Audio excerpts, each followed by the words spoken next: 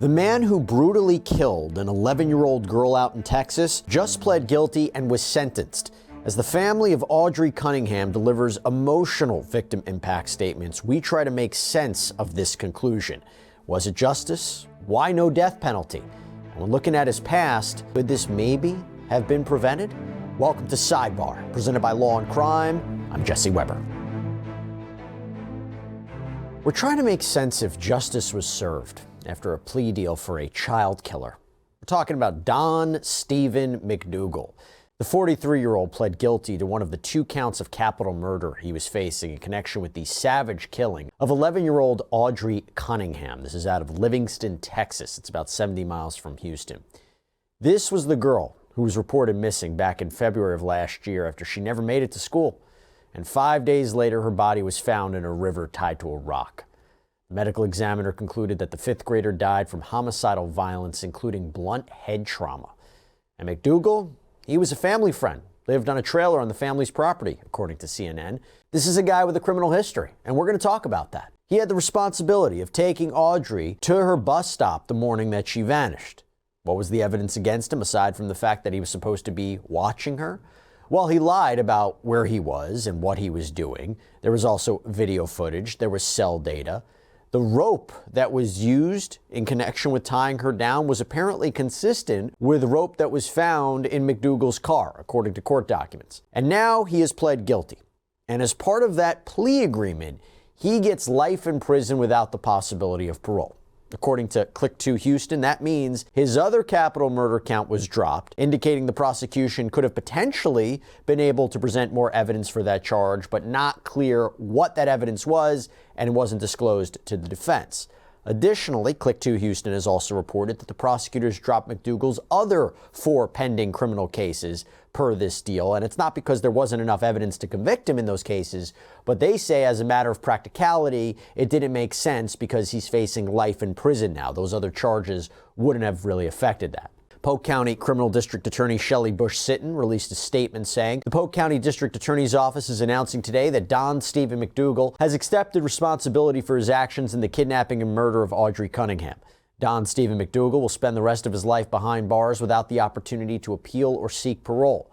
This agreement reflects the gravity of the offenses committed and ensures the safety of our community and our children. And as for why there was no death penalty here, well, Sitton stated, after intense and diligent review of the law and medical records, the determination was made that Don Steven McDougal was not eligible for a death penalty sentence under the existing law.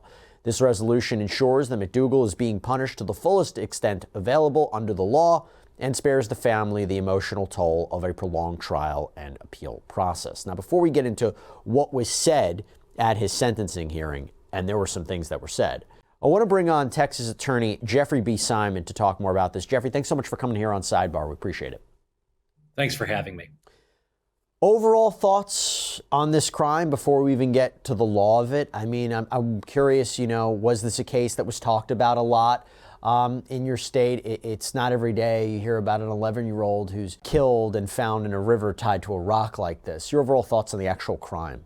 That, in addition to its heartbreaking nature and some questions about why the family allowed this person to be so close to their daughter, the case involves 2 very provocative legal issues, which can't be separated from the nature of the crime itself, because one of them helped the defendant commit this heinous crime, and the other helped him avoid the death penalty as punishment for it. What are those provocative issues?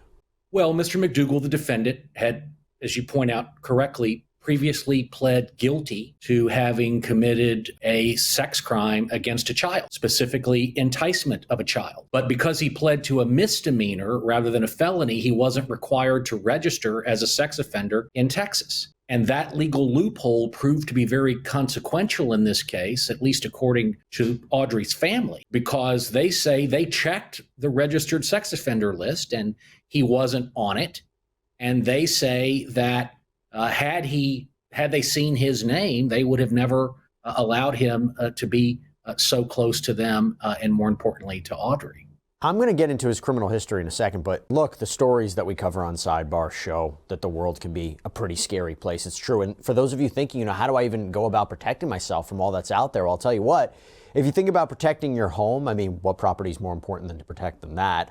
I didn't even know this, but apparently home title fraud is rampant right now. Yeah, so I met with the people over at Home Title Lock, and they're our amazing partner and sponsor, and they freaked me out. This is an example of a fraudulent quitclaim deed. So it got filled out with my information, a forged signature, a fake notary seal. Not only can my property just get transferred behind my back, but the scammers, they go after the equity. They take out loans using your home as collateral. They do all this, they disappear, and then they leave you with a legal and financial nightmare. But that is where Home Title Lock comes in to give you peace of mind, especially with their triple lock protection. Gets you 24/7 monitoring, alerts of any changes, and restoration services at no out-of-pocket cost to you. So to protect your home, you go to HometitleLock.com/sidebar. Make sure to use our promo code sidebar because you get a 30-day free trial of their triple lock protection and a free title history report to make sure you aren't already a victim. Okay, let's get back into this. My understanding is the family wants a law passed called Audrii's Law that would have made it a requirement for him to be on the sex offender registry. Do you know what the status of that is and what that would entail? What would that look like?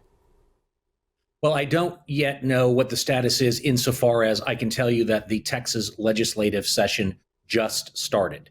It started just a few days ago. So no doubt that law, if introduced and when introduced, will go through the subcommittee process and then perhaps on to the floor, both in our Senate and our House for vote, where if it then passes, would have to be signed into law or vetoed by Governor Abbott. Now, having said that, the idea that a sex offender, especially one who has preyed upon a child, should avoid or be allowed to avoid to register as a sex offender simply because they pled to a misdemeanor, I don't think makes sense to anyone, whether they have legal training or otherwise. So the counter argument to that would be, well, he wasn't convicted of the higher sex crime. Why should he have to register? A mere arrest is a mere arrest. Now, looking at this case, I would say, yeah, he should have been on the sex offender registry. It would have given them notice. But I guess the counter argument is, how can you put somebody on the registry if they are arrested to something, but they ultimately plead guilty to a lesser charge? He wasn't convicted of the charge that would have put him on the registry. Well, but he did plead. Now, I agree that if that to which he pled had no connection to a sex offense, then I would agree with that. But to the extent that he pled to enticement of a child or something related to it, I would argue that a sex offense is a sex offense. Yeah. And whether it is punishable as a felony or only as a misdemeanor doesn't change its very nature. And those who, plead down to something that is of a sexual offensive nature should register. They should be required to. And I want to talk a little bit more about his criminal history in a minute, but going back to the facts of this case, do you have any doubt that he would have been convicted based on the evidence that we know so far in this case? I mean, let me rephrase. Obviously, trial is always a risk, but based on the evidence that was presented, it seemed like a straightforward prosecution against him. I agree. As reported, the evidence seemed overwhelming against him. And clearly, the decision to reach a plea deal had more than anything to do with what the district attorney felt were the constrictions on how to sentence him, specifically what she perceived to be the legal impediment to having him sentenced to the death penalty.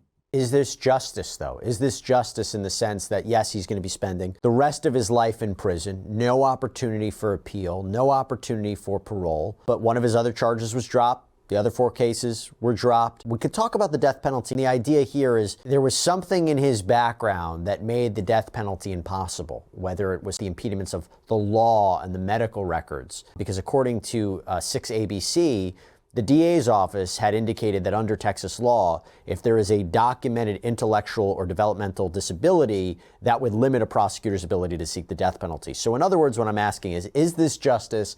Is this, I hate to say best because we're dealing with the death of an 11-year-old, nothing will bring her back, but is this the best resolution for this case, legally speaking?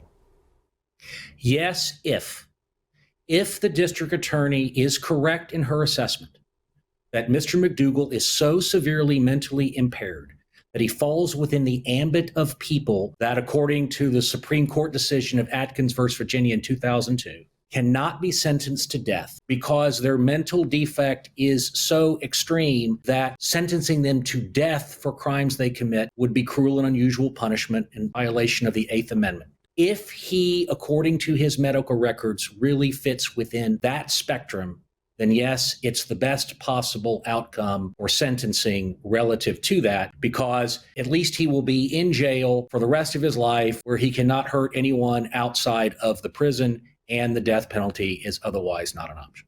And of course, you spare a family a very public and heart-wrenching trial of having to hear what happened to this 11-year-old girl. I get that. The one question I would have is there's obviously always disagreements between the prosecution and the defense over the death penalty. That's why we have a penalty phase, right? Prosecution puts on their evidence about why they believe the death penalty is appropriate. The defense presents their mitigating factors. Why not at least just present it to a jury? Or is it, look, the prosecutor's duty, if they believe there's significant evidence of intellectual or development disabilities, then by law, they can't put on a case? If a criminal defendant is so severely mentally impaired that they fit within the category of defendants who cannot be sentenced to death constitutionally, then there's always the risk that a jury might not hold them fully responsible for the crime itself, that somehow they did not understand the nature of their crime or the difference between right and wrong or what they were really doing in terms of how they committed this murder. And if that was a real risk, then simply separating him from society forever does seem to be as close to justice as was obtainable. That's a really, really good point. Yeah, again, risk of trial. I want to talk about the victim impact statements in this case that were delivered during McDougal's sentencing. And my understanding, right, I would be correct to say that as a point of law, their statements didn't affect the sentence, right? I mean, it wasn't going to change life in prison without the possibility of parole. But this is an opportunity for them to speak on behalf of Audrii and talk about what her loss and what this crime had on them. I would be fair to say that this wasn't going to affect the judge's decision, right? That's true, but sometimes it does. And victim and family impact statements are a useful part of the criminal sentencing process for each of several reasons. One, they give crime victims and their loved ones an opportunity to express their grief as well as their rage at the perpetrator in a manner that's safe and legal for them to do so. They do, in some cases, help educate the judge who's about to impose sentence on the defendant as to how much harm he or she has caused by their actions. They provide a voice for the deceased victim from those who knew them best, loved them the most. And they can reveal, although in this particular case that wasn't important because the judge, it sounds like because of the plea deal, the judge knew exactly what the sentence would be. They can reveal how much the defendant does or doesn't bear remorse for the terrible harm they've done. In this case, Mr. McDougal reportedly didn't even look those who made their impact statements at all while they made them, nor show any emotional response. Now, that doesn't always mean that the defendant is just calloused and evil, although it certainly can. In some cases, it might be that there is some sort of disconnect to what's happening because of the nature of the mental defect. And in this case, we don't know. And as you point out correctly, it wouldn't have been consequential in how he was sentenced. But let's talk about what he had to hear, because these were highly emotional statements. And as reported by Click 2 Houston, I'm going to go through some of them. So Audrii's father, Josh Cunningham, called his daughter the smartest, sweetest little girl, said to McDougal, "She gave my family purpose and you stole that from me. I hope you have a very short life sentence." Audrii's aunt said, "Because of you, we were forced to search desperately. Because of you, we had to bury our precious little girl. Because of you, we saw our community come together. There's no punishment severe enough for the things that you have done." Audrii's grandmother, Tabitha Munch, called Audrii a little angel and said to McDougal, "You took away the life of our little angel. Your punishment in this life will never fit the crime. Nothing will ever bring her back, and that's your fault." And she added, "May you rot in hell." Audrii's grandfather, Philip, called McDougal a monster pretending to be her friend and added, "May you burn in the eternity and the flames of hell." Now, Jeffrey, I have heard a lot of victim impact statements in my career here.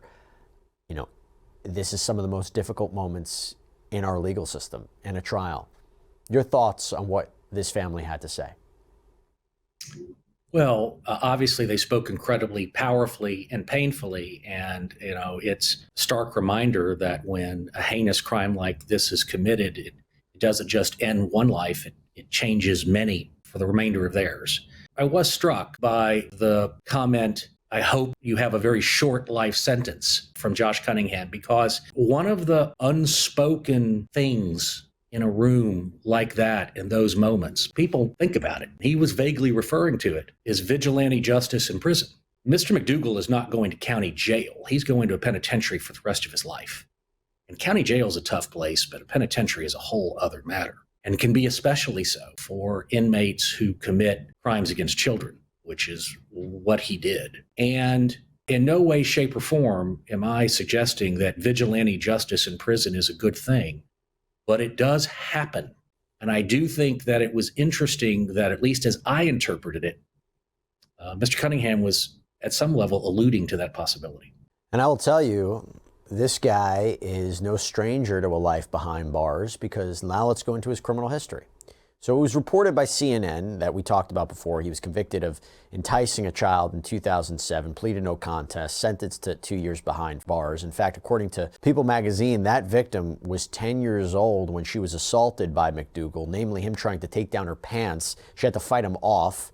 Then a few years later, he's convicted for aggravated assault with a deadly weapon, including using a knife, 4 years in prison.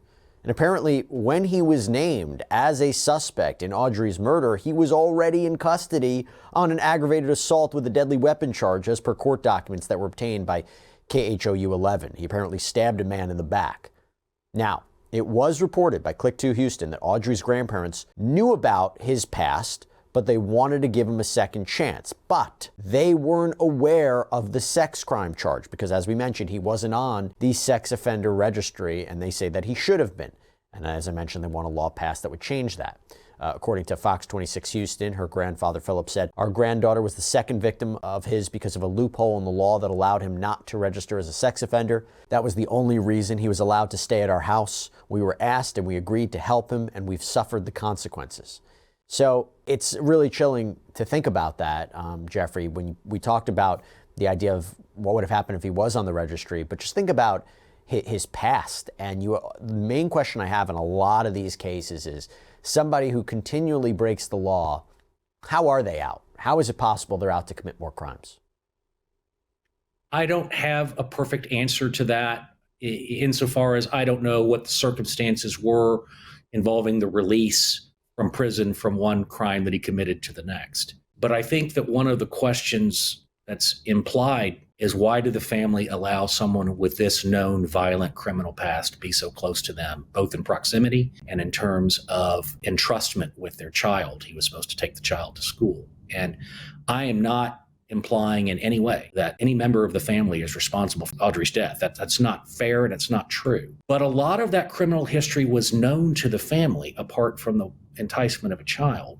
And they decided that allowing him to not just live on the property, but be an integral part of their life and Audrii's life is not necessarily a choice that everybody who has learned about this case would have made for themselves. And people can decide for themselves whether these people were too trusting or simply were cruelly punished for being kind in ways that we should be kind. I don't know, but I do know that if a person has committed violent crime, there's every reason to believe they might do it again. And why he was able to be that close to them and to Audrii is as provocative as the question, why was he out of prison having been so violent in the past?